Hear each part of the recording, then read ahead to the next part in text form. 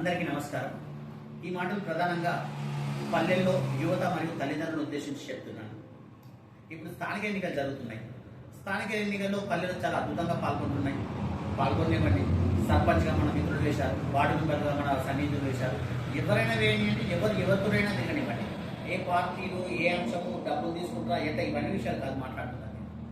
ఈ పార్టీల సందర్భంలో, ఈ ఎలక్షన్ల సందర్భంలో వాళ్లకు వీళ్లకు ప్రచారం చేసే ముసుగులో రాత్రిలో 10, 11, 12 దాకా యువత బయట తిరుగుతూ ఉండి గ్రామాల్లో సామూహికంగా కొత్త యువకులు మందు తాగడాన్ని నేర్చుకుంటున్నారు. ఈ మందు తాగడం అన్నది ఈ 5-10 రోజుల్లో నేర్చుకుంటారు. తర్వాత క్రమంగా కొనసాగుతుంది. తర్వాత అదొక వ్యసనంగా మారుతుంది. ఎలక్షన్లు అయిపోతాయి, గెలిచేవాడు గెలుస్తాడు, ఓడేవాడు ఓడతారు.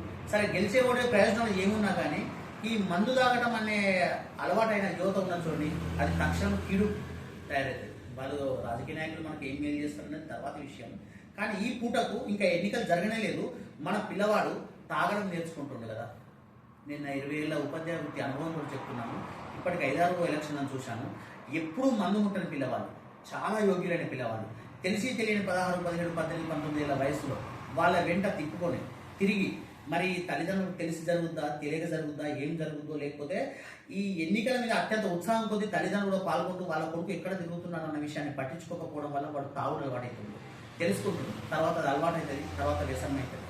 తాగటం అన్నది 100 మంది తాగితే జీవితంలో తాగిన వాళ్ళలో 95% మంది దాంతో నాశనం అవుతారు. ఏ 3, 4, 5 దేవుని దయ ఉంటే ఆ వ్యసనం నుంచి బయటపడతారు, లేకపోతే లేదు.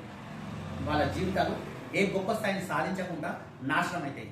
ఎప్పుడైతే తాగుడు అలవాటు అయి ఉంటాడో, ఆ తాగుడు అలవాటైన ఒక వ్యక్తి ఆ ఇంటికి దరిద్రం, ఆ ఊరికి దరిద్రం, ఆ కుటుంబానికి దరిద్రం, అతన్ని చేసుకున్న భార్యకు దరిద్రం, అతనికి ఉన్న పిల్లలకు దరిద్రం. ఎంతటి దారుణమైన నాశనాన్ని ఎక్కడి నుంచి వస్తుంది అంటే స్థానిక ఎన్నికల కాడ ఇది ప్రారంభమవుతుంది. మీ పిల్లలు అట్లా తాగి నాశనం కావడాన్ని ఏ తల్లిదండ్రులు కోరుకోరు. మీరు గమనించండి, మీ ఊర్లో మీ పిల్లల పరిస్థితి ఎట్లున్నా, ఎవరి పరిస్థితి ఎట్లున్నా.